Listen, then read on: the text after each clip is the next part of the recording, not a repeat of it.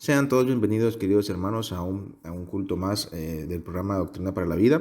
El día de hoy, jueves 25 de marzo del año 2021, con el tema de estudios de escatología, eventos finales, la lección número 42, con la serie de la adoración en el milenio, la parte número 24.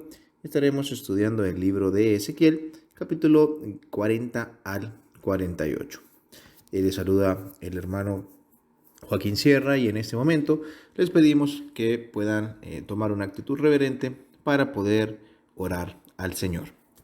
Amantísimo Padre que estás en la gloria, a ti te alabamos, te glorificamos y exaltamos, Señor. Sabemos que solo tú eres Dios, Padre. Y te damos las gracias, Señor, porque nos permites nuevamente, Padre, estar unidos como hermanos, escuchando de tu palabra, Señor.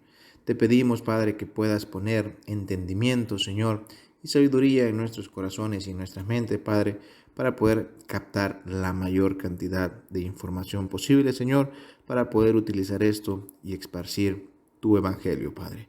Te pedimos, Señor, que pongas la disposición en nuestros corazones de aprender, Señor, y que, Padre, pues las personas que nos escuchan por primera vez, Señor, o invitados, Señor, puedan sentir, Padre, que tú les hablas, Señor, por medio de la palabra, Señor. Todo esto te lo pedimos en tu santo y precioso nombre de Cristo Jesús. Amén. Pasamos directamente a adorar al Señor y a entonar los himnos de nuestro himnario Celebremos su gloria.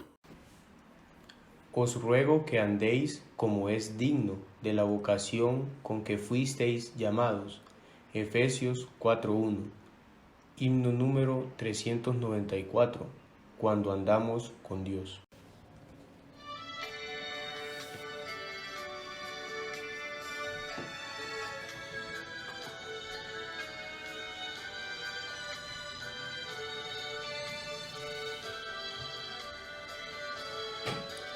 Cuando andamos con Dios, escuchando su voz, nuestra senda florida será. Cumpliremos su ley, porque es nuestro Rey, y su amor siempre nos guiará. Obedecer y confiar en Jesús es la senda marcada para andar en la luz.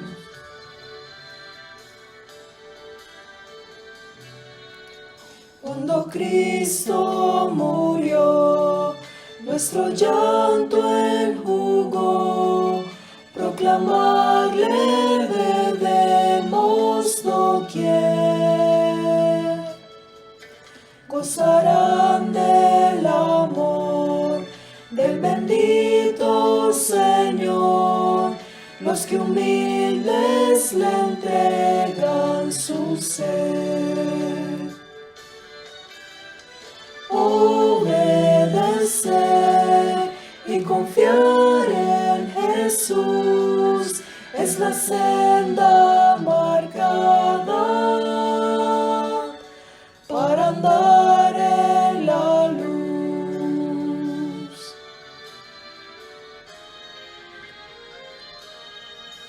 No podemos probar sus delicias sin par si seguimos mundano el placer. Disfrutamos su amor y divino favor al ser fieles en obedecer. Obedecer y confiar en Jesús es la senda marcada para andar en la luz. Obedecer y confiar en Jesús es la senda marcada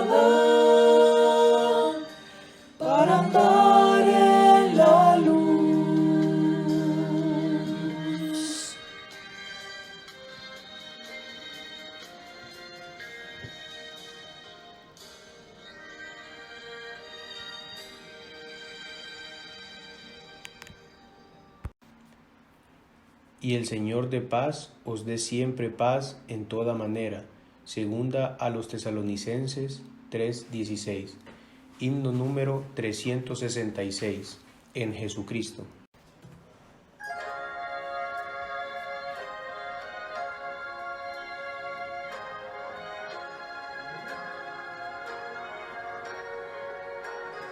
En Jesucristo se halla la paz, en horas negras de tempestad.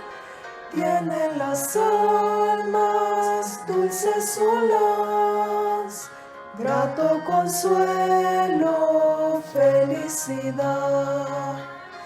Gloria cantemos al Redentor, que por nosotros quiso morir, y que la gracia del Salvador siempre dirija nuestro vivir.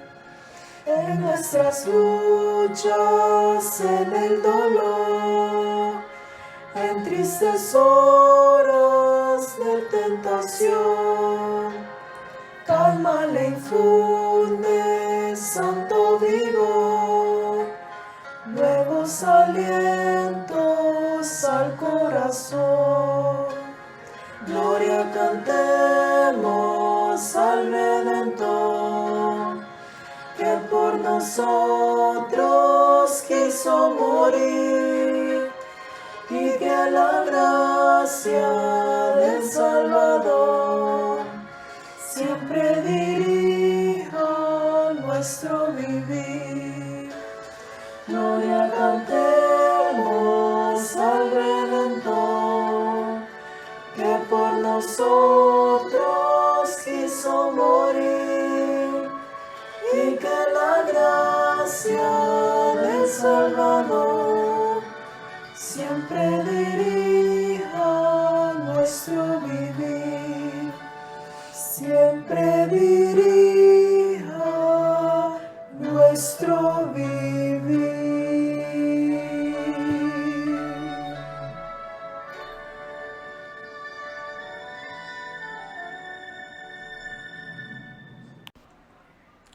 La bendición de Jehová es la que enriquece. Proverbios 10:22. Himno número 329. Fuente de la vida eterna.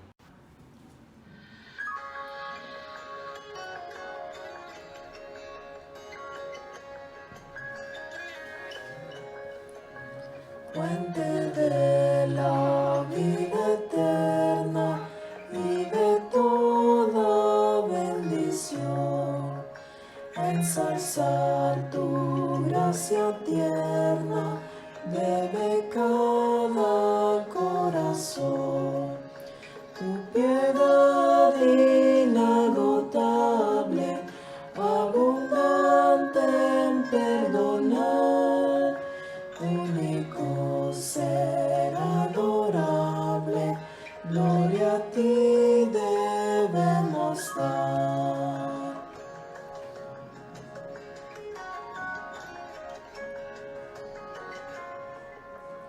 De los cánticos celestes te quisiéramos cantar, entonados por las huestes que lograste rescatar. Almas que a buscar viniste, porque les tuviste amor, de ellas te compadeciste con tiernísimo favor.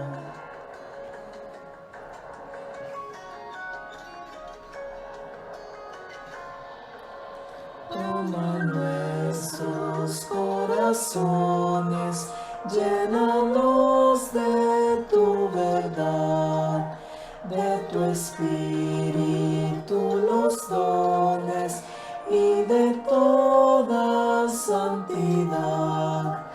Guíanos en obediencia, humildad y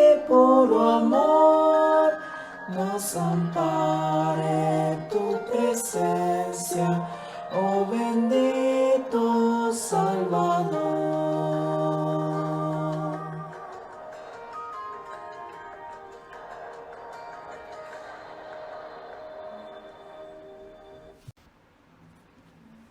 Llevó él nuestras enfermedades y sufrió nuestros dolores. Isaías 53, 4. Himno número 210. En la cruz.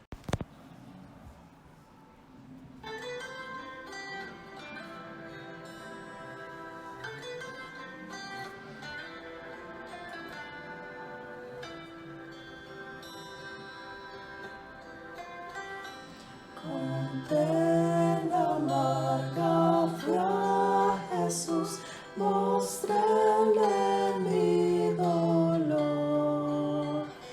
Perdido, errante, vi su luz, bendíjome en su amor.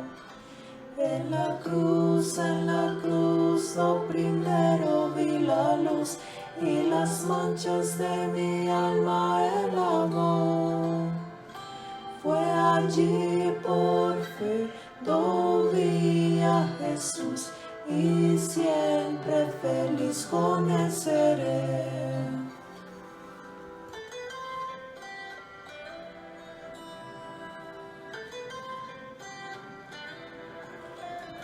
Sobre una cruz, mi buen Señor, su sangre derramó.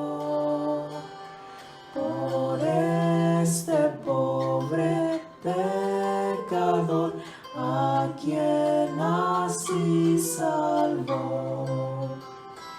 En la cruz, lo primero vi la luz, y las manchas de mi alma él lavó. Fue allí por fe, vi a Jesús, y siempre feliz con él seré.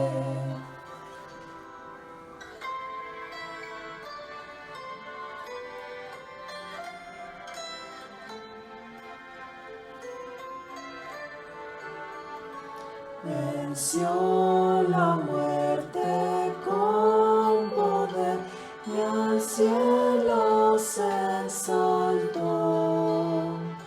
Confiar en él es mi placer, morir no temo yo. En la cruz, lo primero vi la luz, y las manchas de mi alma él lavó. Fue allí por fe, vi a Jesús, y siempre feliz con él seré. Y siempre feliz con él seré. Y siempre feliz con él seré.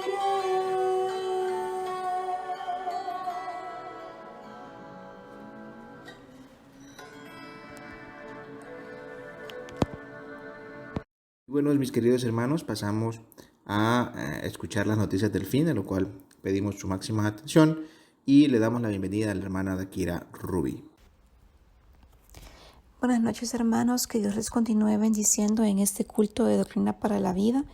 Vamos a pasar al segmento de las noticias del fin. Como primera noticia, el espacio, un tesoro repleto de piedras preciosas. Las gemas o piedras preciosas son de los materiales que más valor económico tienen. Lo que muchos desconocen es que su origen tiene que ser completamente natural y es en el espacio donde hay más, aunque se siguen investigando las de origen sintético.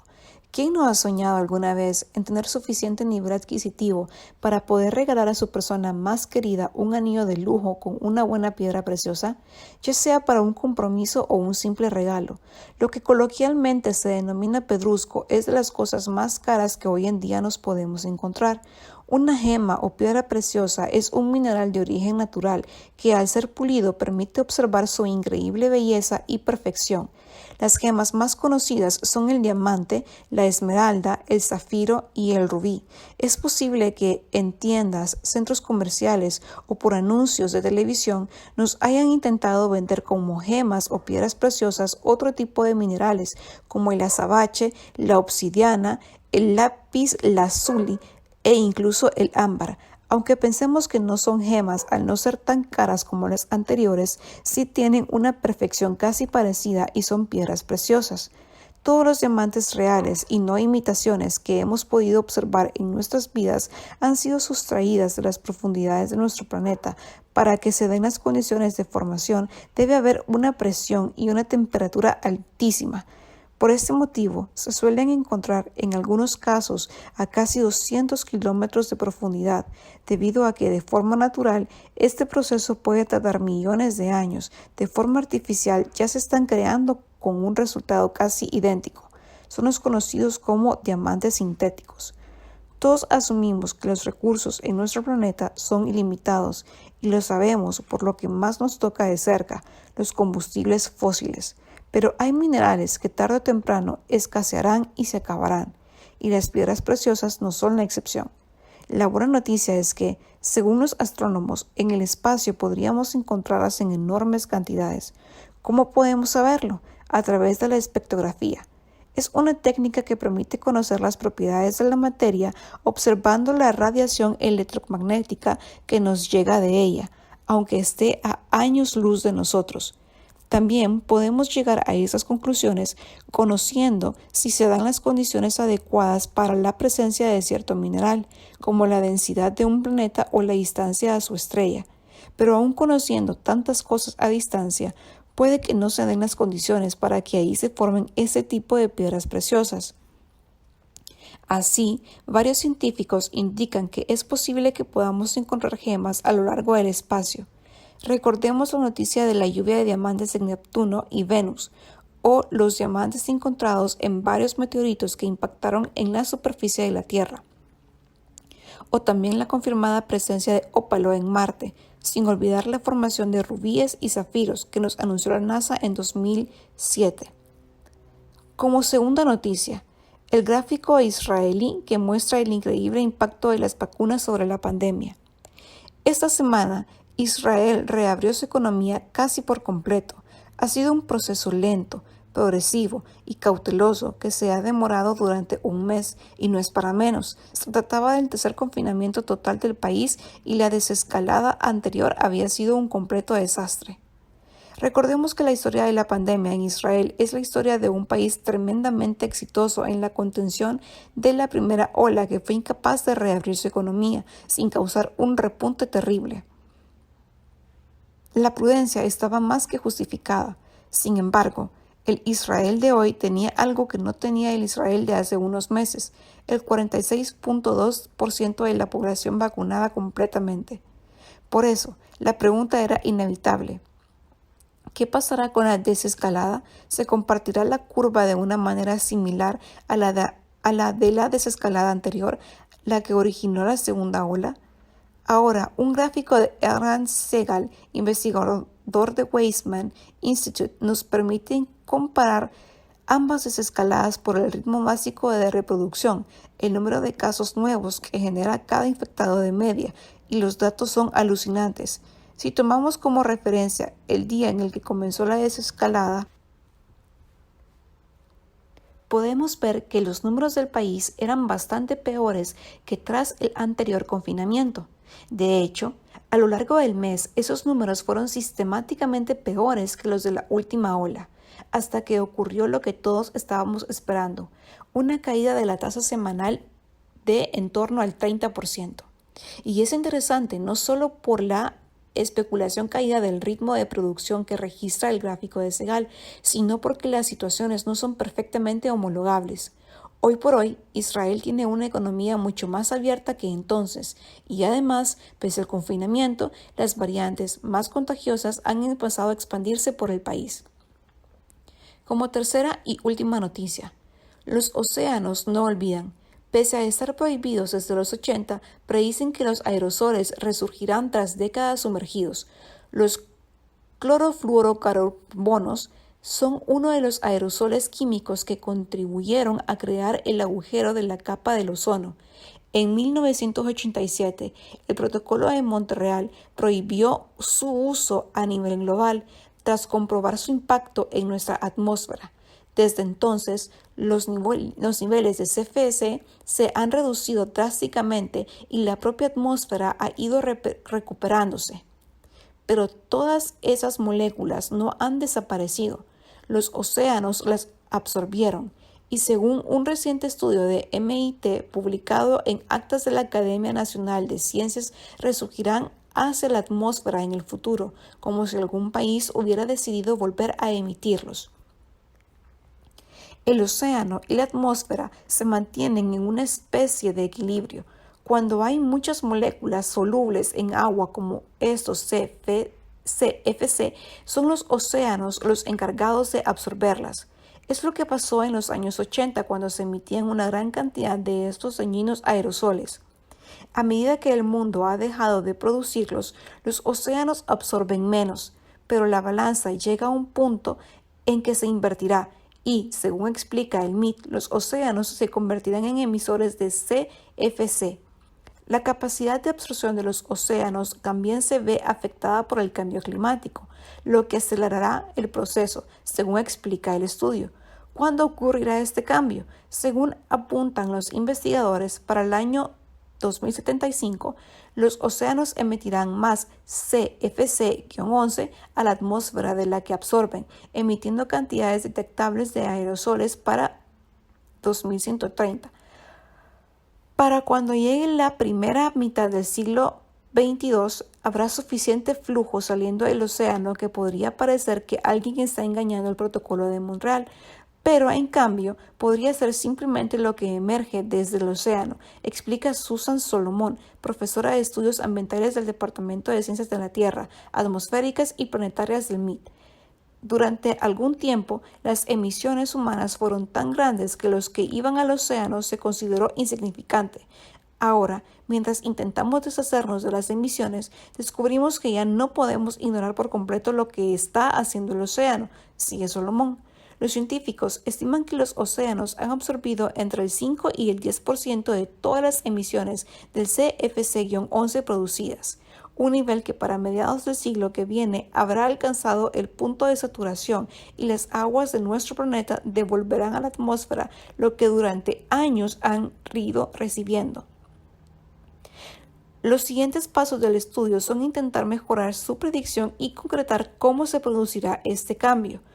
Una emisión de aerosoles desde los océanos que deberá ser tenida en cuenta en el futuro a la hora de calcular el estado de la atmósfera y de donde puedan surgir las distintas emisiones. Este fue el segmento de las noticias del fin. Que el Señor les continúe bendiciendo.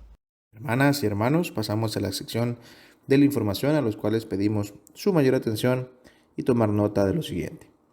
Los invitamos a nuestro culto mensual de caballeros el sábado 10 de abril a las 6 de la tarde, que se llevará a cabo de forma virtual en nuestro canal de YouTube. Y también les informamos que continuamos con el proyecto Tamal, con el propósito de recaudar fondos en pro de la construcción de nuestro templo. Las entregas son a domicilio los días viernes con un costo adicional por envío y puede hacer los pedidos al número celular 9828-4209 con la hermana Claudina Martínez. También les recordamos a los padres de familia y niños de escuela bíblica infantil que pueden ingresar a nuestras clases virtuales por medio de la plataforma Zoom. Para mayor información puede comunicarse el número celular 9647-6607 con el hermano Dani Raudales. Serán momentos de mucha bendición y edificación para los niños de nuestra congregación y de acuerdo a la celebración por clase, cada maestro compartirá el enlace respectivo, así que les esperamos. También nuestra amada Iglesia Evangélica Comunidad de Gracia no ha dejado ni cesado de trabajar arduamente en obediencia a Dios, realizando todos nuestros cultos y eventos habituales de manera virtual.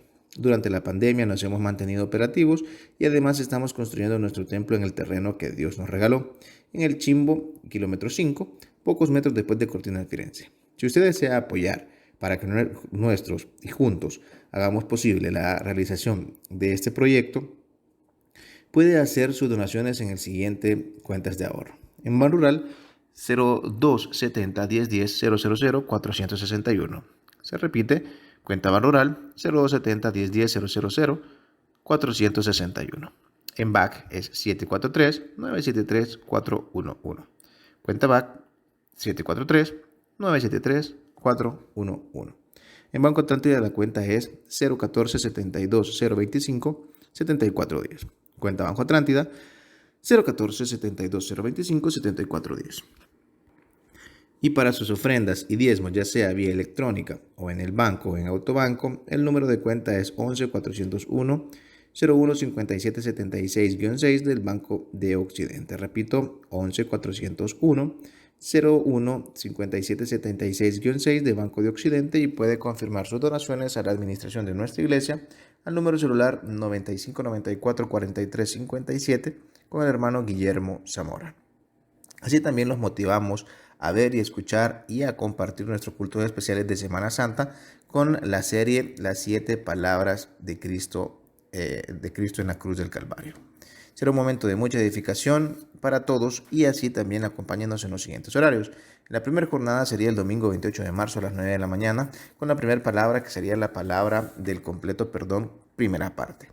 Y la segunda jornada, el domingo 28 de marzo a las 11 de la mañana, que sería la primera palabra, la palabra del completo perdón con la segunda parte.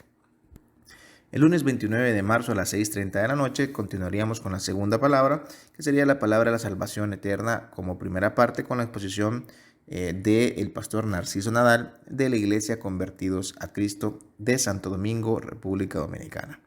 El martes 30 de marzo a las 6:30 de la noche, la segunda parte de la palabra de la salvación eterna, parte número 2, siempre con la exposición del pastor Narciso Nadal de la Iglesia Convertidos a Cristo en Santo Domingo, República Dominicana. El miércoles 31 de marzo a las 6:30 de la noche, como la tercera palabra, la palabra del deber irrevocable. El jueves 1 de abril a las 6:30 de la noche, con la cuarta palabra, que sería la palabra de la soledad y desamparo. El viernes 2 de abril a las 6:30 de la noche, la quinta palabra, la palabra de la necesidad de sustento físico. El sábado 3 de abril a las 6:30 de la noche, la sexta palabra, que sería la palabra del cumplimiento. Y la primera jornada del domingo 4 de abril a las 9 de la mañana sería la séptima palabra, la palabra de la completa expiación, la primera parte, con la exposición del pastor Luis Valdera de la Iglesia Convertidos a Cristo de Santo Domingo, República Dominicana. Y la segunda jornada del domingo 4 de abril, que sería a las 11 de la mañana, sería la continuación de la séptima palabra, que sería la palabra de la completa expiación, la segunda parte, con la exposición del pastor Valdera de la Iglesia Convertidos a Cristo, siempre de Santo Domingo, República Dominicana. Les invitamos, queridos hermanos, a seguirnos a nuestras cuentas y redes sociales. En Facebook aparecemos como Iglesia SG, en Instagram aparecemos como Iglesia CG, en Twitter como Iglesia CG y en nuestro canal de YouTube como Iglesia Comunidad de Gracia. Repito, Facebook como @Iglesia SG, en Instagram como Iglesia CG, en Twitter como @Iglesia CG y en YouTube como Iglesia Comunidad de Gracia. En otro punto, hermanos, los invitamos a nuestros devocionales mensuales de oración y ayuno de manera virtual este viernes 26 de marzo en los siguientes horarios: a las 7 de la mañana, a las 9:30 de la mañana, a las 12 del mediodía, a las 3 de la tarde y el cierre con el culto de oración a las 6:30 de la noche. Dios les bendiga nuevamente, mis queridos hermanos. Pasamos a la lectura del material de edificación, a lo cual se titula ¿Por cuánto tiempo debo orar? La duración de las oraciones es un tema interesante, pero es más interesante que relevante. Me imagino que muchas personas han luchado con la duración de sus oraciones y han llegado a pensar, ¿oré lo suficiente? ¿Y estuvo Dios complacido con la cantidad de tiempo que pasé orando esta mañana? Estas preguntas son el producto de un enfoque metodológico pietista u orientado a las horas de la vida cristiana. Combina el pietismo con nuestro celo por la idea de que mientras más grande, mejor. Y los cristianos terminan pensando cuantitativamente en vez de pensar cualitativamente acerca de la oración. Comenzamos a pensar más en nosotros mismos que en el Dios trino a quien oramos. En la Biblia abundan los ejemplos de oraciones cortas. ¿No ofrece la Biblia ayuda para la disciplina de la oración? Claro que sí, pero en ninguna parte de la Biblia dice orarás en intervalos de cierto espacio o tiempo. Encontraremos a diversos personajes bíblicos orando a todas horas del día, pero poco se especifica sobre la duración. David oró en la noche, lo dice en Salmos 42:08, pero de día mandará Jehová su misericordia, y de noche su cántico estará conmigo, y mi oración al Dios de mi vida. Como también lo hizo nuestro Salvador en Marcos 14:32, que dice, vinieron pues a un lugar que se llamaba Getsemaní, y dijo a sus discípulos, sentaos aquí, entre tanto yo oro. Nuestro Señor Jesús también oró temprano en la mañana. Nos los ejemplifica Marcos 1:35, que dice, levantándose muy de mañana, siendo aún muy oscuro, salió y se fue a un lugar desierto, y allí oraba. Las oraciones de Pablo parecen ser esporádicas, elevadas cuando era impulsado a alabar y cuando las necesidades se hacían evidentes. No obstante, es instructivo notar la longitud de las oraciones registradas en las Escrituras. Comencemos con la oración modelo de nuestro Señor. En Mateo 6, del 9 al 13 dice, vosotros, pues, oráis así, Padre nuestro que estás en los cielos, santificado sea tu nombre. Venga tu reino, hágase tu voluntad como en el cielo, así también en la tierra. El pan nuestro de cada día, dánoslo hoy, y perdónanos nuestras deudas, como también nosotros perdonamos a nuestros deudores. Y no nos metas en tentación, mas líbranos del mal, porque tuyo es el reino, y el poder, y la gloria, para todos los siglos. Amén. Ahí encontramos brevedad, aun si fuera un esquema de oración para ser rellenado, no te recordaría que nuestro Señor introdujo estos pocos versículos con las siguientes palabras. Orando, no uséis vanas repeticiones como los gentiles que piensan que por su palabrería serán oídos. Esto lo dice Mateo 6:7. Aquí él enfatiza la calidad por encima de la cantidad. En la Biblia abundan los ejemplos de oraciones cortas, como Elías oró para defender el honor de Dios en los dos versículos de Primera de Reyes 18, 36 al 37, que dice, cuando llegó la hora de ofrecerse al holocausto, se acercó el profeta Elías y dijo, Jehová Dios de Abraham, de Isaac y de Israel, sea hoy manifiesto que tú eres Dios de Israel y que yo soy tu siervo, y que por mandato tuyo he hecho todas estas cosas. Respóndeme, Jehová, respóndeme, para que conozca a este pueblo que tú, oh Jehová, eres el Dios, y que tú vuelves a ti el corazón de ellos. Sí, a veces nos encontramos pasando un tiempo extendido en oración, pero la duración no es lo más importante. La clave está en orar con la Biblia. Una guía útil para esto se encuentra en el Catecismo Menor de Westminster, 98-107. Usamos las palabras de Dios y oremos sin cesar, como lo dice 1 de Tesalonicenses 5:17. Es decir, siempre que veamos algo digno de alabanza en la vida cotidiana, alabemos a Dios. Siempre que recordemos algo digno de agradecimiento durante el día, démosle gracias. Tan pronto veamos a un pecador, pidamos a Dios por este.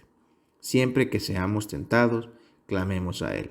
Esas oraciones serán cortas, pero eficaces si oramos con fe, como dice Mateo 21:22, y todo lo que pidiereis en oración, creyendo, lo recibiréis. Y aquí va una mejor respuesta a la pregunta, ¿por cuánto tiempo debo orar? La respuesta sería, hasta que mueras. Hasta aquí nuestra lectura y material de edificación. Esperemos que haya sido de mucha ayuda. Pasamos con el pastor Julio Durón, que nos dará el mensaje de estudios de escatología, eventos finales, la lección número 42, con la serie La adoración en el milenio, la parte número 24, libro de Ezequiel, capítulos 40 al 48. Buenas noches, amados hermanos. Vamos avanzando en el tiempo. Estamos llegando ya casi a los inicios del mes de marzo y es una bendición poder estar con ustedes Prácticamente, hermanos, estamos ya casi cerrando un año del inicio de la pandemia y de estar con este método virtualizado en una acción responsable por parte de nuestra iglesia para cuidarles, para evitar contagios. Y yo creo que todos en nuestro corazón anhelamos vernos presencialmente y de repente puede ser pronto, dependiendo cómo vaya la evolución de las cosas y nos brinden seguridades para volverlo a hacer. Pero mientras usted puede estar con la devoción en su casa, siguiendo la lectura bíblica anual, disciplinadamente con toda la congregación, puede tener su devoción personal, su tiempo de oración, de comunión con Dios. Pienso que esa es una responsabilidad de cada creyente y de esa manera evitar enfriarse, evitar desanimarse o caer en la tentación de irse a congregar en una iglesia que de manera irresponsable, desde mi punto de vista, lo esté haciendo.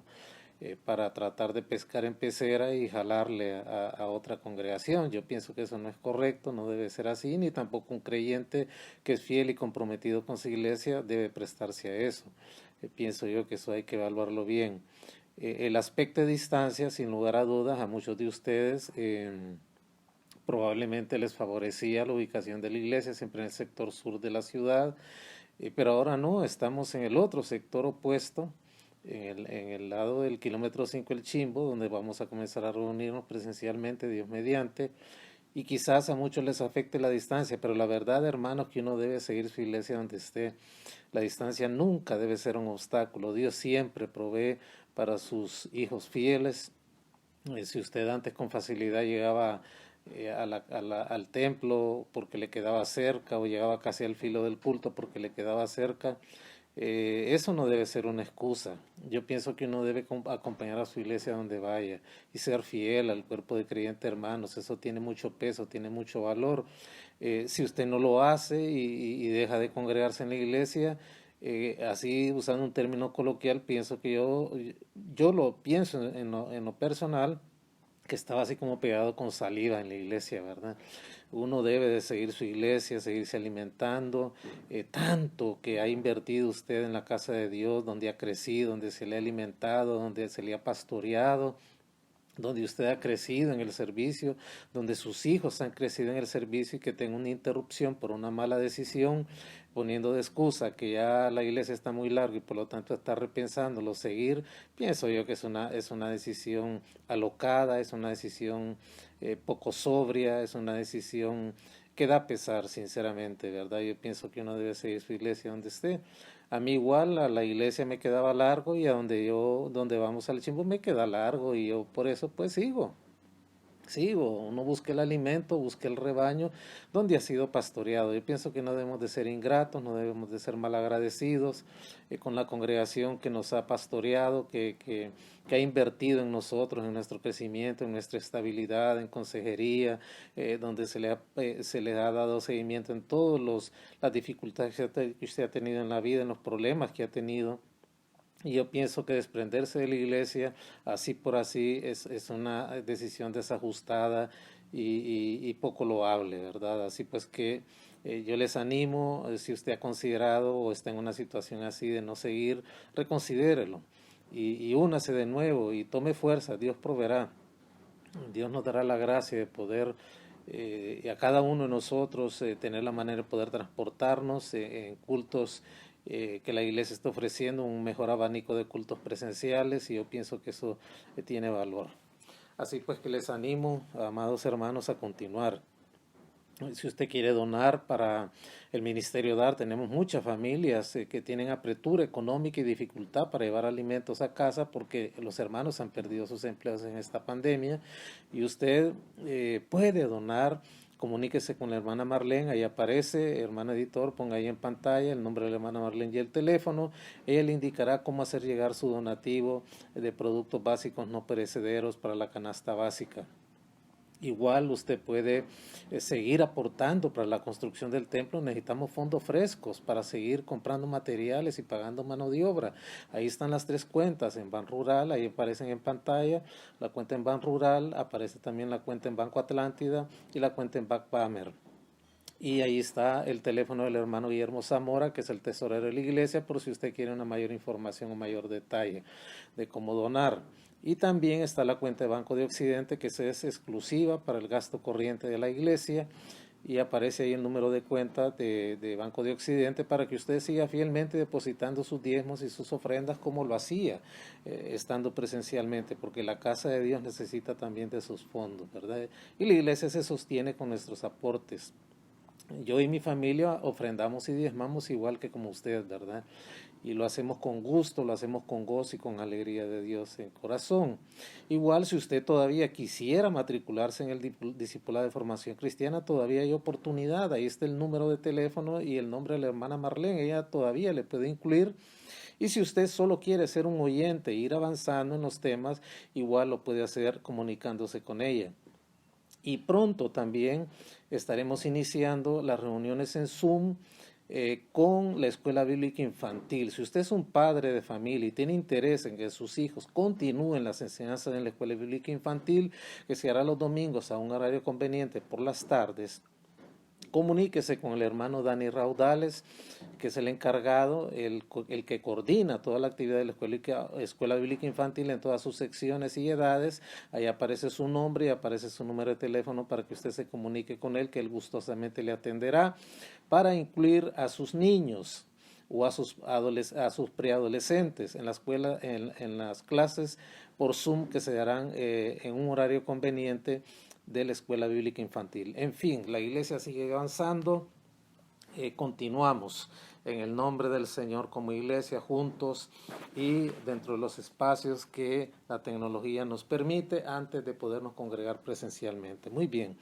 vamos a orar para dedicar este tiempo al Señor y tener la alianza de su Santo Espíritu. Amado Dios, te damos gracias infinitas por la bendición de poder estar con nuestros hermanos en esta hora, a través de este culto virtual de Doctrina para la Vida. Guíanos en el final casi de esta lección, Señor, de la adoración en el milenio, que es la lección 42. Guíanos, sigue abriendo nuestros entendimientos y nuestros corazones al estudio de tu santa palabra y nos sea de bendición, de gracia y de favor lo que veamos este día jueves. En el nombre del Señor Jesús. Amén.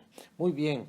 Mira, hermano, ya casi estamos finalizando esta lección. ¿Y cuál sigue? Sigue la lección 43. Pronto la iniciaremos. Y esa lección 43 lleva como título la relación entre los santos vivos y los santos en el milenio. Ya que normalmente hay una confusión entre los premileniaristas, o sea, los que creemos en un gobierno literal del Señor de 1000 años en la tierra, con respecto a la relación que va a existir en la era milenaria, tanto entre los santos resucitados y los santos trasladados de la era de la iglesia. Los santos resucitados del Antiguo Testamento y los santos vivos, judíos y gentiles, que entren al milenio una vez que se haya efectuado el juicio de los gentiles sobrevivientes y el juicio de la nación de Israel. Ve usted qué tema más interesante. ¿Cómo va a ser la vida entre los santos resucitados y los santos vivos de carne y hueso que habiten en el milenio en la tierra durante el gobierno terrenal del Señor? Interesante tema, no se lo puede perder. Esa es nuestra siguiente lección, la número 43, la relación entre los santos vivos y los santos resucitados en el milenio. Muy bien, vamos a continuar con nuestro tema.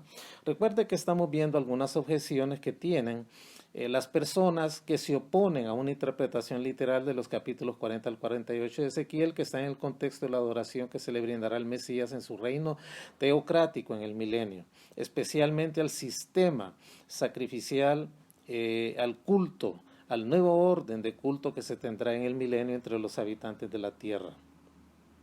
Y entre esas objeciones, solamente para hacer un repaso y conectarnos con lo que dijimos el jueves anterior, está en el hecho de que algunos aseguran que es geográficamente imposible restablecer el culto, que ya se ha discutido ampliamente y que es necesario, por lo tanto, espiritualizar la profecía de Ezequiel. Porque ese templo que describe Ezequiel, especialmente en los capítulos 40 al 44 de Ezequiel, y sus alrededores abarcan un área mucho más extensa que las dimensiones de los templos que existieron en la nación de Israel. Y por lo tanto sería imposible entenderse esa profecía de manera literal, pero eso pasa porque pasan por alto los cambios geográficos y topográficos que ocurrirán cuando se produzca el gran cataclismo o terremoto mundial que describe Zacarías 14:4, que dejará y modificará la tierra de Israel casi en una planicie completa. Y tales cambios, obviamente predichos en Palestina, en ese capítulo 14 de Zacarías, hacen una completa provisión para que sea posible la hechura o la construcción del gran templo que describe Ezequiel para la adoración en el milenio. De manera que no es necesario interpretar la profecía de Ezequiel que no sea de una manera literal. Hay una quinta objeción en el orden de las objeciones que venimos viendo, y es que algunos sostienen que la existencia del príncipe que habla Ezequiel es inconsecuente con el reinado de Cristo, porque si se sostiene que el cumplimiento del pacto, de manera literal, el pacto que Dios hizo con David demanda el reinado de Cristo sobre el trono de David, y que eso es contradicho por la profecía de Ezequiel respecto a la persona y el ministerio del príncipe, que es inédito y lo vimos en jueves anteriores, y por lo tanto debe notarse que se dice que uno está reinando cuando está ejerciendo la autoridad del trono, sin tomar en cuenta su relación con el trono físico, que es un emblema de autoridad. Algunos consideran que Cristo puede cumplir la promesa del pacto davídico sin estar necesariamente sentado en su trono literal en la tierra, que fue lo que vimos el jueves pasado. Y por cuanto las escrituras nos revelan que el gobierno del milenio va a estar bajo la autoridad de Cristo, lo dice claramente, y que ese gobierno lo van a ejercer hombres designados por él. Analizamos el texto, recuerda el jueves pasado, en Mateo 19, 28, 25, 21 y también Lucas 19, 17. Por lo tanto, no hay ningún conflicto cuando se pueda considerar al príncipe como un vicerregente de Cristo. Vamos a ver solamente un texto más en ese sentido, en Lucas 19, 17. Vamos a Lucas 19, 17, a ver qué nos dice. Lucas 19, el verso 17. Nos dice de la siguiente manera. La parábola de las 10 minas. Ahí nos habla, como en el caso de Mateo 25, 21, que está dentro del contexto de la parábola de los talentos, cuando el Señor premia a los siervos fieles que ejercieron con fidelidad su labor y entregaron multiplicado el talento que se les había dado, que eso tiene que ver de repente con gobierno y con responsabilidades en el reino, porque eso es lo que está hablando la parábola de los talentos. Cuando el Señor regrese por segunda vez, va a premiar a sus siervos fieles que hicieron fielmente su trabajo con aquellos dones y talentos que el Señor les dio. El mismo principio está en la parábola de las 10 minas de Lucas capítulo 19. Mira el verso 17 lo que dice. Él le dijo, está bien, buen siervo, por cuanto en lo poco has sido fiel, tendrás autoridad sobre 10 ciudades, autoridad, gobierno, responsabilidad, sobrever 10 ciudades. Y en lo poco has sido fiel. Los que cuentan con menos dones y oportunidades, amados hermanos, en relación, son tan responsables de usarlos con fidelidad como aquellos que los reciben en mayor cantidad. Y le dice que la recompensa por haber sido fiel en la oportunidad que se le dio para el servicio a Dios lo va a poner sobre 10 ciudades. La verdad que no se puede comparar cuánto más grande es la recompensa que las 10 ciudades entregadas en relación con la recompensa del texto que les hablaba de Mateo 25, 21 que vimos el jueves pasado. También las recompensas fueron asignadas de acuerdo con la diligencia de los siervos. El que ganó 10 minas recibió 10 ciudades y el que ganó 5 minas recibió 5 ciudades. Y ahí por el estilo, como dice el verso 19 también. Y también a este dijo, tú también sé sobre 5 ciudades y más, ¿verdad? Eso es. Y recuerde que la base de la recompensa, como dice Mateo 25, 21, es la fidelidad. Eso es nada más lo que el Señor va a considerar al momento de recompensar. Por lo tanto, según estos pasajes de Mateo 25, 21 y este de Lucas 19, 17, no hay ningún conflicto cuando se puede considerar al príncipe como un asistente del gobierno de Cristo en la tierra. Y una sexta objeción que tienen los que rechazan esta nueva forma de culto de Ezequiel para que interpretarla literalmente, especialmente con el tema de los sacrificios de sangre, muchos rechazan esta interpretación porque ven en ese sistema que relata Ezequiel como una regresión. Y deberá observarse que más bien para Ezequiel ve ese sistema descrito en los capítulos 40 de Ezequiel como la más grande manifestación que la tierra haya visto de la gloria de Dios. Y recuerde que esa gloria, esa misma gloria se manifestó en Cristo, en su cuerpo encarnado en el monte de la transfiguración, es la misma gloria. Mire lo que nos dice Ezequiel 43, versos del 1 al 6. Vamos a Ezequiel 43, versos del 1 al 6.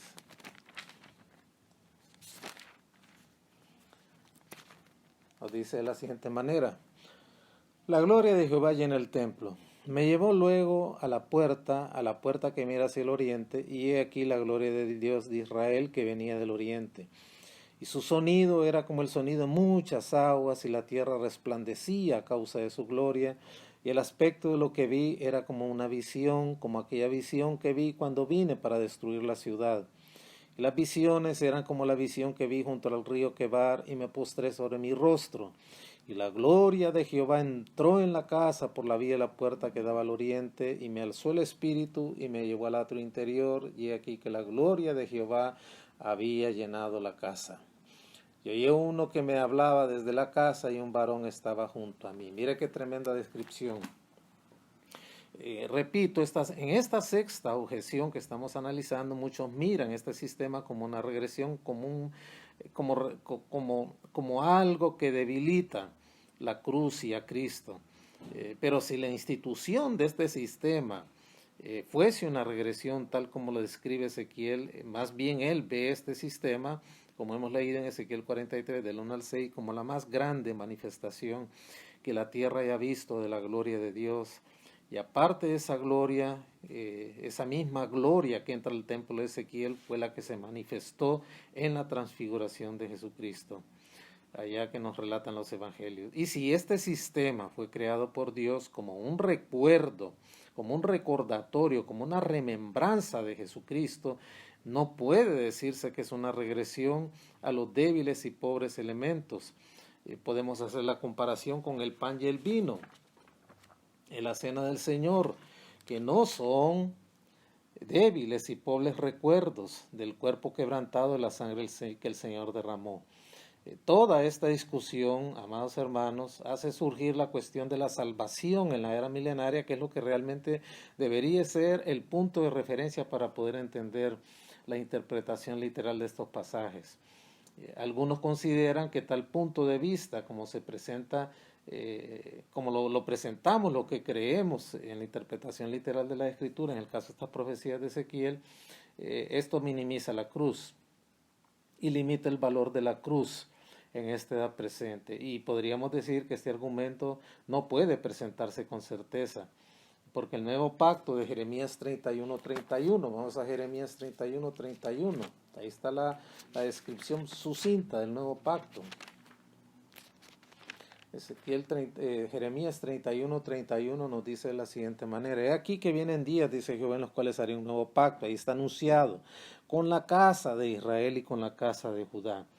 Este argumento que nos dice que este punto de vista minimiza la cruz y limita el valor de la cruz, más bien el nuevo pacto escrito en Jeremías 31:31 garantiza a todos los que entren en el milenio vivos del juicio de los gentiles sobrevivientes y del juicio de la nación de Israel, y a todos los que nazcan de estos sobrevivientes, judíos y gentiles, que habiten en el milenio, y por lo tanto ellos también van a requerir la salvación. Mire lo que nos dice Jeremías 31:33 en cuanto al contenido de este nuevo pacto. Pero este es el pacto que haré con la casa de Israel, hablando de los israelitas que sobreviven en el milenio y de los gentiles. Este es el pacto que haré con la nación de Israel después de aquellos días, dice Jehová. Daré mi ley en su mente y la escribiré en su corazón, y yo seré a ellos por Dios y ellos me serán a mí por pueblo. Realmente no hay ninguna contradicción en ese sentido. Ahí nos está hablando ese verso 33 de la necesidad de una transformación y del nuevo nacimiento por la fe en Cristo. También el perdón de pecados, no solamente el nuevo pacto se va a hacer una realidad en judíos y gentiles que entren vivos al milenio, y los que nazcan de ellos en el milenio van a necesitar un nuevo corazón, como lo dice Jeremías 31:33, y Dios se los va a dar por el mismo método, salvación eterna por Cristo. También van a necesitar perdón de pecados, Jeremías 31:34. Y no enseñará más ninguno a su prójimo, ni ninguno a su hermano, diciendo, conoce a Jehová, porque todos me conocerán, desde el más pequeño de ellos hasta el más grande. Subraya en su Biblia lo que sigue. Dice Jehová, porque perdonaré la maldad de ellos y no me acordaré más de su pecado. Y también, aparte de tener la necesidad de un nuevo corazón, de perdón de pecados, también necesitarán la plenitud del Espíritu Santo para que se pueda operar el nuevo nacimiento. Vamos a ver lo que nos dice en este sentido Joel, capítulo 2, versos 28 y 29. Joel, capítulo 2, versos 28 y versos 29. Vamos a Joel, capítulo 2, versos 28 y versos 29. Y después de esto, derramaré mi espíritu sobre toda carne, hablando de aquel momento, ya en el milenio, y profetizarán vuestros hijos y vuestras hijas, vuestros ancianos soñarán sueños, vuestros jóvenes verán visiones, y también sobre los siervos y sobre las siervas derramaré mi espíritu en aquellos días. Mire el contenido del nuevo pacto, Jeremías 31:31, que el Señor promete con la casa de Israel y que nos alcanza a los gentiles también. Un nuevo corazón, Jeremías 31:33, perdón de pecados, Jeremías 31:34, y la plenitud del Espíritu Santo. Por lo tanto, los que consideran que la interpretación literal de este nuevo orden que nos describe Ezequiel, según ellos, minimiza la cruz y limita el valor de la cruz, no es cierto, porque el nuevo pacto tiene su cumplimiento con un nuevo corazón, con perdón de pecados y con la plenitud del Espíritu Santo, tanto para judíos como para gentiles que entren vivos al milenio, como aquellos que les nazcan durante el milenio, que van a requerir la salvación que solo el sacrificio de Cristo y la cruz proveen a través del cumplimiento del nuevo pacto. Nuevo corazón, perdón de pecados y plenitud del Espíritu Santo, como lo dice Ezequiel, capítulos 31, capítulo 33, verso 33, verso 34 y Joel 2, 28 al 29. Aparte de esto, queridos hermanos, el Nuevo Testamento también indica con claridad que el nuevo pacto está basado en la sangre del Señor Jesucristo. Esto es importante y lo voy a recalcar. El nuevo pacto que se va a cumplir en el milenio y que favorece la interpretación literal del nuevo orden de cosas está basado en la sangre del Señor Jesucristo. Así lo asegura Hebreos, el libro de Hebreos. Vamos a Hebreos, capítulo 8, el verso 6. Hebreos capítulo 8, el verso 6. Nos dice de la siguiente manera, Hebreos 8, 6. Pero ahora tanto mejor ministerio es el suyo, hablando de Cristo, cuanto es mediador de un mejor pacto. ¿Cuál pacto? El nuevo pacto establecido sobre mejores promesas. ¿Cuándo inicia el nuevo pacto? Cuando el Señor levanta el cáliz, la copa, en la última cena con sus discípulos, les dice, este es el nuevo pacto en mi sangre, y comienza a cumplirse ese nuevo pacto a través del nuevo nacimiento, con un nuevo corazón, con perdón de pecados y la plenitud del Espíritu Santo. Comienza a cumplirse en la iglesia y en los gentiles que van creyendo en esta época de la iglesia, y va a tener cumplimiento pleno ya en el milenio.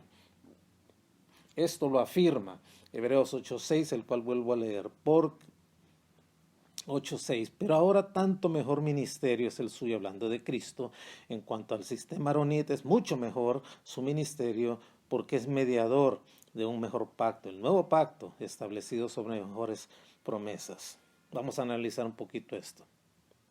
Cuando Hebreos 8:6 nos dice que Cristo es mediador de un mejor pacto, la palabra describe el papel de un intermediario o de un árbitro, en este caso entre Dios y los hombres.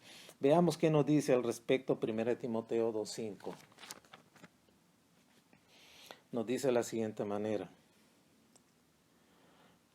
porque hay un solo Dios y un solo mediador entre Dios y los hombres, Jesucristo hombre. Ese es el mediador, Cristo es el mediador, el puente entre Dios y los hombres, el puente para un mejor pacto entre Dios y los hombres. Y no hay otro camino de salvación, hermanos. Por eso existe la necesidad de orar por los perdidos, para que lleguen a conocer al único Dios verdadero. Porque Cristo es el mediador entre Dios y los hombres, y el único, no hay otro. Y esto se refiere a alguien que interviene entre dos partes para resolver un conflicto o para ratificar un pacto. Por eso Jesucristo es el único mediador que puede restaurar la paz entre Dios y los pecadores. Es ese Jesucristo hombre, el Verbo encarnado. Y Cristo, por ser solo el Dios y el hombre perfecto, puede reunir al Creador y a la raza humana. Esto ratifica el mediador de un nuevo pacto que nos dice Hebreos capítulo 8, verso 6, como el cumplidor del nuevo pacto en el milenio. Y repito lo que nos dice 1 Timoteo capítulo 1, capítulo 2, verso 5, porque hay un solo Dios y un solo mediador entre Dios y los hombres, Jesucristo hombre. Ahí está claramente establecido.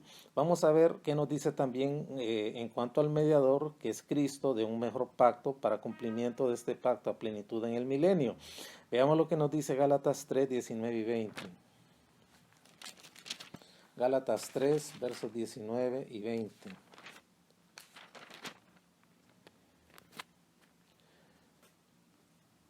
Entonces, ¿para qué sirve la ley? Fue añadida a causa de las transgresiones, hasta que viniese la simiente, a quien fue hecha la promesa, y fue ordenada por medio de ángeles, ordena su Biblia en manos de un mediador. Y el mediador no lo es de uno solo, pero Dios es uno. El argumento persuasivo que usa Pablo en el sentido de que la promesa es superior a la ley aronita, suscita entonces la pregunta obvia: ¿cuál fue el propósito entonces de la ley? ¿Para qué Dios dio la ley antiguo testamentaria? Y la respuesta de Pablo es que la ley revela la pecaminosidad irremediable del hombre, hermanos, quien es incapaz de salvarse a sí mismo y tiene necesidad desesperada de un Salvador. Nunca tuvo el propósito de la ley de ser un camino para la salvación, sino de ser un ayo para mostrarlo la necesidad de un Salvador. Y fue dada la simiente por medio de ángeles. La Biblia enseña, hermanos, que los ángeles participaron en la entrega de la ley. Eso lo puede ver usted en Hechos 7:53. Pero no explica cuál fue la función específica de los ángeles. Y nos dice el verso 20 de Gálatas capítulo 3, el mediador no es uno, de uno solo, pero Dios es uno. Parece que el punto de Pablo es que se requiere de un mediador, y si hay más de uno, de una parte contractual, es un contrato, pero Dios fue el único que ratificó el pacto con Abraham en el caso de Abraham. Pero el mediador de este nuevo pacto, que incluye ese nuevo corazón, el perdón de pecados y la plenitud del Espíritu Santo, para el cumplimiento pleno de ese nuevo pacto en el milenio, que no minimiza la cruz y el valor de la cruz, sino más bien que lo mantiene en su lugar, porque los habitantes del milenio también necesitarán conversión. Y esto lo muestra claramente también este texto de Gálatas capítulo 3. También nos dice Hebreos 8:6, vamos a continuar con su lectura, pero ahora tanto mejor ministerio es el suyo cuanto es mediador. Cristo es el mediador, es el catalizador, el cumplidor de un mejor pacto establecido sobre mejores promesas. Ese mejor pacto sobre mejores promesas. ¿Qué mejores promesas son? Veamos lo que nos dice el capítulo 7, versos 19 y 22 de Hebreos. Hebreos 7, versos 19 y verso 22. Pues nada perfeccionó la ley y de la introducción de una mejor esperanza por lo cual nos acercamos a Dios. Por lo tanto, Jesús es hecho fiador de un mejor pacto. Cristo es el que podía ser el único, es el único que puede ser garante y lo va a ser incluso en el milenio. Por eso la interpretación literal de estos pasajes de Ezequiel no minimizan la cruz ni la obra de Cristo, porque Cristo seguirá siendo el único garante, es el que garantiza el éxito, el cumplimiento del nuevo pacto en cuanto al tema de la salvación. Y es un mejor pacto, porque está basado en mejores promesas. Y lo vincula con características indiscutiblemente con valores eternos. Esa es una realidad.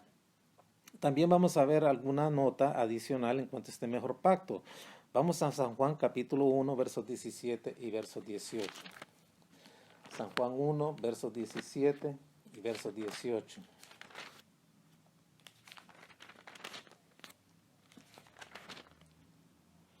Nos dice de la siguiente manera: pues la ley por medio de Moisés fue dada, pero la gracia y la verdad vinieron por medio de Jesucristo. A Dios nadie le vio jamás. El unigénito, el Padre que está en el seno del Padre, Él le ha dado a conocer. Leo de nuevo: pues la ley por Moisés fue dada, pero la gracia y la verdad, es decir, el nuevo pacto, vinieron por medio de Jesucristo. Ese nuevo pacto que va a tener pleno cumplimiento en el milenio y que no minimiza la cruz ni la obra de la cruz. A Dios nadie le vio jamás, el unigénito Hijo que está en el seno del Padre, Él le ha dado a conocer. Y ese pacto, obviamente, que menciona Hebreos 8:6, tiene que ser este nuevo pacto del cual habla Jeremías capítulo 31, verso 31, verso 33 y verso 34, sin lugar a dudas. Veamos lo que nos dice el verso 8 de este capítulo 8 de Hebreos.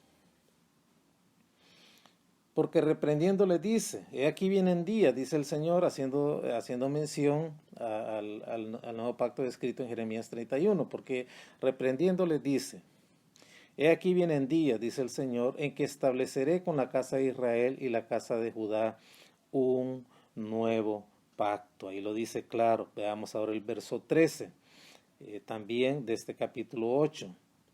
Nos dice de la siguiente manera: al decir nuevo pacto, ha dado por viejo el primero, y lo que se da por viejo y se envejece está próximo a desaparecer. Poco tiempo después, amados hermanos, de que se escribiera este libro de Hebreos, fíjese, mire la relación de fechas. Un tiempo después de que este libro de Hebreos se terminó de escribir, el templo de Jerusalén también fue destruido, allá por el año 70 después de Cristo, más o menos por ahí. Y el sistema de culto, al destruirse el templo, también el sistema de culto levítico, antiguo testamentario, aronita, también quedó fuera. Nunca más se volvió a restablecer al haber desaparecido el templo de Herodes. Y eso es importante entenderlo. Rapidito, lo que dice Hebreos 8:13 se cumplió. Al decir nuevo pacto, ha dado por viejo el primero. Y lo que se da por viejo se envejece y está próximo a desaparecer. Y esto se cumplió con la destrucción del templo en el año 70, despuésito de que se escribió el libro de Hebreos. Y al destruirse el templo de Herodes, también cesó el culto levítico para siempre hasta la fecha, y hasta que se restaure el nuevo orden de culto que describe Ezequiel capítulos 40 al 48, cuando el Señor establezca su reino teocrático en la tierra que durará 1000 años. Mire qué claro está esto.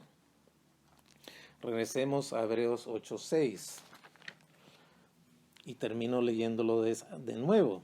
Pero ahora tanto mejor ministerio es el suyo, hablando de Cristo, cuanto es mediador de un mejor pacto, hablando del nuevo pacto, que implica un nuevo corazón, perdón de pecados y plenitud del Espíritu Santo. Nuevo pacto, repito, que comenzó a cumplirse cuando el Señor habla de él en la última cena, el nuevo pacto en su sangre, en la era eclesiástica, tanto para judíos como para gentiles, pero que va a tener su cumplimiento completo y pleno, según lo describe Jeremías 31:31, el verso 33 y 34, cuando inicia el Señor su reino terrenal. Por lo tanto, la interpretación literal del nuevo orden de culto que nos hablan los capítulos 40 al 48 de Ezequiel tiene que ser literal, porque no minimiza ni tampoco desautoriza, ni tampoco reduce los efectos de la cruz y de la obra perfecta de Cristo en la cruz. Al contrario, lo potencia, porque, repito, los sacrificios que se restaurarán en el nuevo orden, en el milenio, el nuevo orden de adoración, solamente son conmemorativos. El estallido más grande de alabanza y de adoración por la obra que Jesucristo hizo en la cruz del Calvario. Esto es importantísimo tomarlo en cuenta. Vamos a ver otro texto que nos habla también en este sentido de que el nuevo pacto está basado en la sangre de Jesucristo, no en otra cosa que no sea la sangre de Jesucristo. Por lo tanto, lo que estará en vigencia en el milenio es el cumplimiento del nuevo pacto, nuevo corazón, perdón de pecados, plenitud del Espíritu Santo y esos sacrificios que se harán para adorar al Señor, al Cristo, en el templo, en el milenio, en esa gran, enorme explanada en Jerusalén. No son contrarios a esto, al contrario, le darán fuerza, le darán vigor en la mente y en el corazón de los habitantes del milenio, haciéndoles recordar que lo que Cristo hizo en la cruz fue satisfactorio, agradó a Dios y trae gloria perpetua a su santo nombre. Vamos a leer otro pasaje que ratifica esto. El nuevo pacto basado en la sangre de Cristo durante el milenio. Veamos lo que nos dice Hebreos capítulo 10, los versos 12 al verso 18. Vamos al capítulo 10 de Hebreos, verso 10 al verso 18.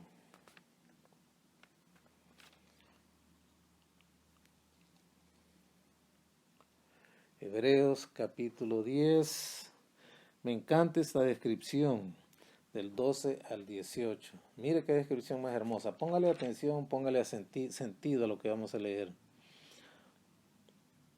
Hebreos 10, versos 12 al 18. Pero Cristo, habiendo ofrecido, subraya en su Biblia, porque esto va a ser así hoy en la era eclesiástica, lo será en la gran tribulación y lo será también el gobierno de Cristo de 1000 años en la tierra y por toda la eternidad. Pero Cristo, habiendo ofrecido una vez, subráyelo, varias veces, para siempre, un solo sacrificio por los pecados, se ha sentado a la diestra de Dios. De ahí en adelante, esperando hasta que sus enemigos sean puestos por estrado de sus pies. Porque con una sola ofrenda, subraya en su Biblia, una sola ofrenda hizo perfectos para siempre a los santificados. Y esto nos atestigua lo mismo, el Espíritu Santo, porque después de haber dicho, porque este es el pacto que haré con ellos después de aquellos días, dice el Señor, hablando del nuevo pacto de Jeremías 31. Pondré mis leyes en sus corazones y en sus mentes las escribiré. Añade, dice el verso 17, y nunca más me acordaré de sus pecados, pues donde hay remisión de estos, no hay más ofrenda por el pecado. Mire qué gran contraste entre lo viejo y lo nuevo. Miles de sacerdotes en el sistema antiguo testamentario aronita, literalmente miles de sacerdotes pasaron por generaciones en la historia de Israel durante esa dispensación de la ley. Miles de sacerdotes frente a un solo sacerdote, que es el que resalta aquí el libro de Hebreos. Y los sacerdotes de antes estaban puestos de pie continuamente, no se sentaban, hermanos, desde que entraban al templo, al lugar santo, al atrio, a hacer los preparativos para luego quemar el incienso, hacer las oblaciones y todos los sacrificios, el incienso aromático, los panes sin levadura y todo aquello que se necesitaba en las lunas nuevas, en los días de reposo, en las fiestas solemnes, siempre lo hacían de pie, todo el tiempo lo hacían de pie. Y nos dice el libro de Levítico y el libro de Números que los sacerdotes tenían que ser retirados a los 50 años porque terminaban cansados, hermanos, tantos años sirviendo al Señor en el templo y de pie todo el tiempo, no se podían sentar. Miles de sacerdotes frente a un sumo solo sacerdote que es Cristo.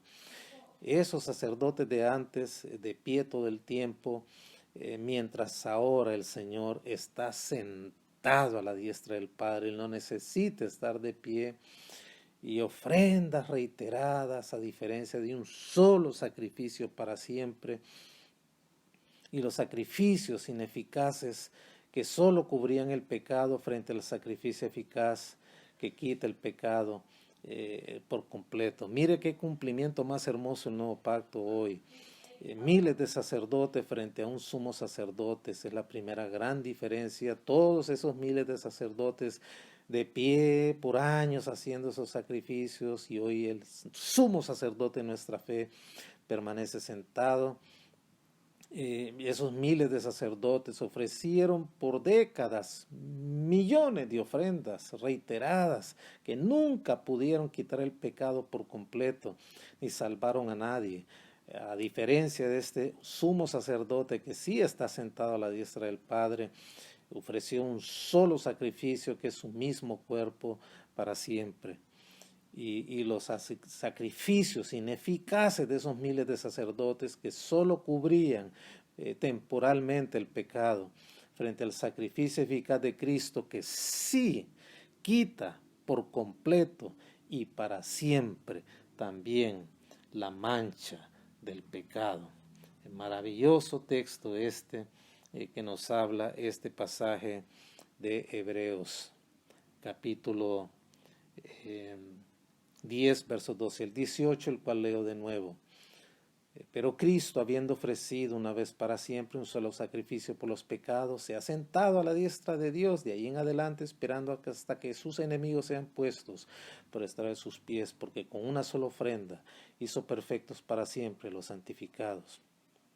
Y nos atestigua lo mismo el Espíritu Santo, porque después de haber dicho, este es el pacto que haré con ellos después de aquellos días, dice el Señor, pondré mis leyes en sus corazones y en sus mentes las escribiré, y añade, nunca más me acordaré de sus pecados y transgresiones, porque donde hay remisión de estos no hay más ofrenda por el pecado. El Nuevo Testamento indica claramente, hermanos, que el nuevo pacto que se cumplirá a plenitud en el milenio, tanto para los que entren vivos, gentiles y judíos, como para los que nazcan en el milenio, está basado en la sangre de Jesucristo. Por lo tanto, no es una objeción la interpretación literal del nuevo orden que nos enseña Ezequiel. En cuanto al sistema de sacrificios de sangre, pues solo serán recordativos, señalando el sacrificio de Cristo y glorificando a Dios por ello, sacrificio que fue suficiente para toda la eternidad. Hoy lo será durante la gran tribulación, hoy lo es durante la era de la iglesia, lo será durante la gran tribulación y seguirá siendo satisfactorio también durante el milenio y por toda la eternidad. Muy bien, hemos llegado al final de este tiempo. Creo que ha sido preciosa esta enseñanza y creo que el próximo jueves será nuestra última lección y un repaso final de lo que vimos en esta lección 42. Por lo tanto, le animo, amado hermano, a estar presente y luego entraremos a nuestra lección 43. La relación entre los santos vivos y los santos resucitados en el milenio. ¿Cómo será la vida esos 1000 años entre estas dos alternativas de santos, los resucitados y los vivos? Muy bien, vamos a orar para darle gracias al Señor por este tiempo y oportunidad. Señor, gracias por este tiempo, por esta hermosa lección, Padre, que hemos visto el cumplimiento pleno del nuevo pacto, que el mediador y el cumplidor y el mantenedor de ese nuevo pacto durante el milenio y la eternidad será el Señor Jesucristo. Por lo tanto, tu cruz no queda minimizada, ni tampoco tu obra. Al contrario, relucirá y será el objeto de la adoración a través de esos sacrificios que se ofrecerán en el nuevo orden de culto en el milenio. Te damos gracias, Señor, por la oportunidad de estudiar tu santa palabra, de poder comprenderla y entenderla y haber tenido la guianza de tu Santo Espíritu. Bendice tu iglesia, bendice el nuevo templo que estamos construyendo. Danos la gracia de llevarlo hasta el final y de pronto estar ahí. Permite que aquellos que no tienen trabajo lo puedan tener, los que están enfermos puedan ser asistidos, los que tienen causas legales puedan dárseles justicia verdadera, y aquellos, Padre, que están esperando la gracia de Dios en todo esto, les pueda ser de bendición. Gracias te damos en el precioso nombre de Jesús. Amén y amén. Muy bien, amados hermanos, si Dios nos da vida, nos encontraremos el próximo jueves y yo dejo a mi amado hermano que en este momento va a darle final a este culto y que lo ha dirigido de manera preciosa. Qué bueno los elementos que componen este culto, nos son de gran bendición. Dios les bendiga, un abrazo a todos. Dios les bendiga nuevamente, hermanos. Después de haber escuchado esta lección, les pido que ahí donde se encuentran se puedan poner de pie y inclinamos nuestro rostro para que podamos orar por la ofrenda. Amantísimo Padre que estás en la gloria, te exaltamos y te glorificamos, Dios. Exaltamos tu nombre que es sobre todo nombre, Señor. Gracias, Señor, porque nos has permitido escuchar de tu palabra, Señor. Nos has permitido aprender un poco más de ti, Padre. Y con eso, Señor, es de mucha bendición para nuestras vidas. Con eso, Padre, pues nutre nuestra alma, nutre nuestro espíritu, Señor. Venimos ante ti pidiéndote específicamente, Padre, por la ofrenda, Padre. Bendice al dador alegre, Señor. Provee, Señor, a la persona, Señor, que no tiene, Señor. Y provee, Padre, a la persona que también está dando, Señor, de lo poco, de lo mucho que tú nos das, Padre. Te devolvemos un poco de eso, Señor. Te pedimos, Padre, que puedas poner, Señor, trabajo a las personas que no lo tienen, Señor. Que puedas, Padre, poner comida en la mesa de las personas que hacen falta, Padre, y pues te pedimos esto en tu santo, precioso nombre de Cristo Jesús, Señor. Amén. Hermanas, hermanos, hemos llegado a la finalización de este culto de Doctrina para la Vida.